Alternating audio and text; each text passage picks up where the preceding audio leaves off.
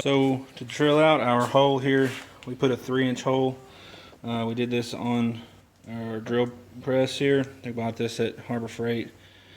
What we did have to do is we welded a plate on the outside of this on the other side so that we could put our center drill bit in there to hold this thing in place. Otherwise it would be shaking everywhere. So once we got the hole through the other side, I did half of it maybe, and then Bradley did the rest of it. He cut the back side out with just a grinder disc, and we are now going to put some brass on the back side of these holes and weld them up.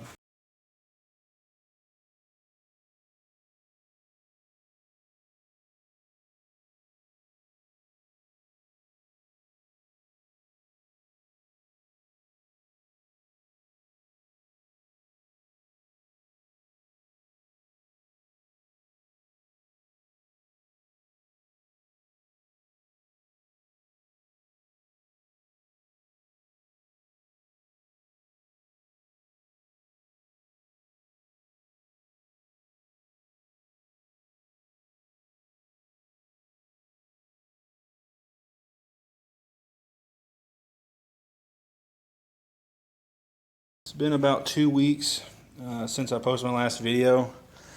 I apologize, it's been kind of slow going. It's just been really cold, unseasonably cold here in Tennessee. It's been like in the 40s and upper 30s at night, so the shop's been cold. I need to get my heater out. But anyways, I'm to the point where I'm test fitting the left side, driver's side, and before I get to the right hand side, I want to show you guys just kind of how everything bolts together. So we have the caliper plate that I made, and it is a 1/4 inch, and I have my spacer plate sits on top of that. It is 5/8 of an inch, and I did that because you see the Insight hub wheel bearing. It's narrower than the Civic by like 0.8 thousandths or tenths of an inch. So that gives me my space so that these two things will bolt up properly. So in that, this isn't complete by any means, but I just kind of bolted it together so you could see. Bolts aren't the right bolts either, but we're gonna bolt everything. We're gonna bolt everything together, and then once it's bolted together, we're going to weld the bracket onto the RTA just to be safe. On the back side, you'll see some extra holes. I've been like experimenting with angles, and this is the only angle that this setup will work. So the RTA bracket has to be in line with the arm, and if you don't, then you can't, your e-brake cables won't actually be able to attach on the top side. And if it's rotated too far down, then you obviously run into a clearance issue here.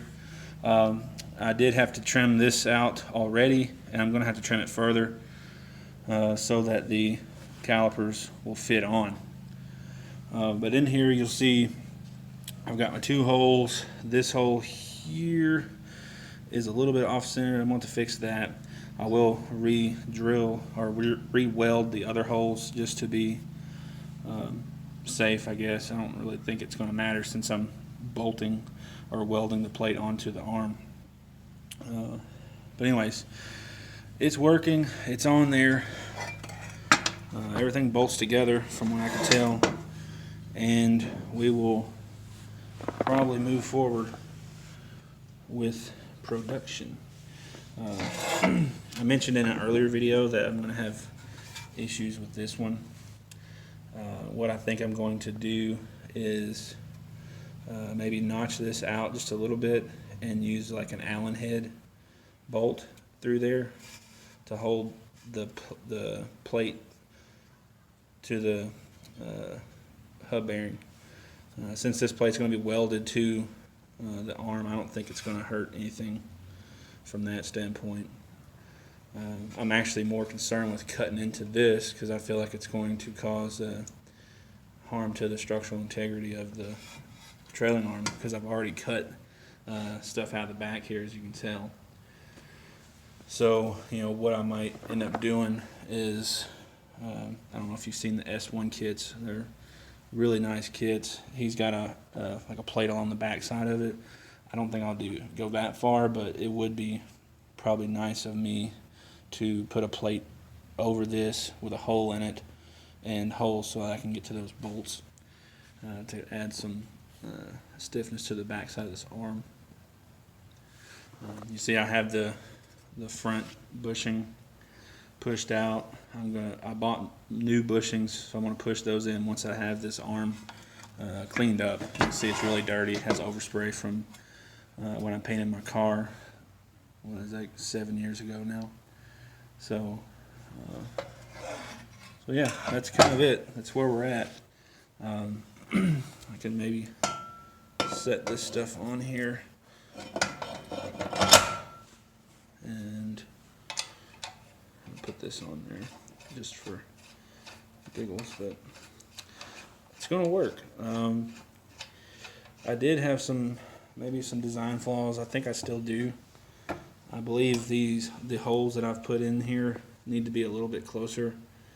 I've already moved them a 1/4 inch closer than they were, but I feel like they may need to be even farther or closer to the center line of this trailing arm. So you see this plate here. I think these need to be moved in at least another 1/4 inch, possibly. You know, I wish I had the I guess you could call it the spindle for the disc brake setup, so I could get some measurements off of there, but I don't want to buy one just to get measurements. And I just ordered the calipers off of eBay from somebody for, I think it was like $70, and by the time or it may have been cheaper, maybe $50. By the time I buy all the parts, you know, I bought new rotors and I got new brake pads, things of that nature. It's going to cost me about, you know, maybe $200 to do this this portion of the swap, minus the hubs. The hubs and bearings were $125, so, you know, maybe $325 to do my RTAs, which, you know, it's not a bad price. So that's kind of it. When I had the caliper brackets made, I also had these plates made, and this will allow me to hopefully bolt this thing in better. So see, those line up pretty good. It's going to be nice and straight. My plan is to bolt this or weld these plates, probably stiffened plates. I want to stiffen them, but weld them to the I guess this side of the, I don't know what that's even called there, crossbar deal, whatever it's called. I'm going to try to weld these to the inside of that. Like I said in my first video, I will have some angle there, but if it's within spec, that's how I'm going to leave it. If it's not, then I'm probably going to push the differential back a little bit and experiment with using the arms off the front of the suspension. I've seen it on the all-wheel drive group. You know, you see how we've got on the front of this, we have this arm so that the axles can go through. Oop, there we go. The axles will go through there.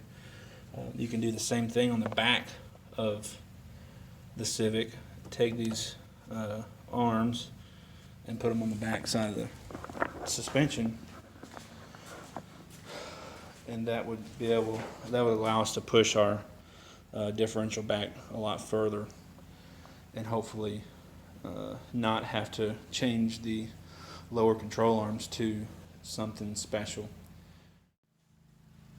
So if you like what I've done, like and subscribe. I'll try to get better at posting videos weekly. Kind of like I mentioned earlier, it's just been really cold. Not that that's a really good excuse, but you know, it's a winter project, so I'm not trying to, you know, bust ass and get every little thing done as fast as I can. And I'm not getting paid for the videos that I make anyways, so getting content out, you know, getting a video every day isn't really advantageous for me. One video a week seemed kind of good to me, but hopefully that works out for you guys. If you like what I'm doing, like I said, like and subscribe, tell your friends, give me some feedback, let me know what I can do to make the build better, or you know, aside from buying somebody else's RTA setup. Not that they're bad, it just, you know, I'm kind of cheap and I'm a DIY person, so it just doesn't make sense for me to pay somebody else. So, yeah, thanks for watching. See you guys again hopefully next week.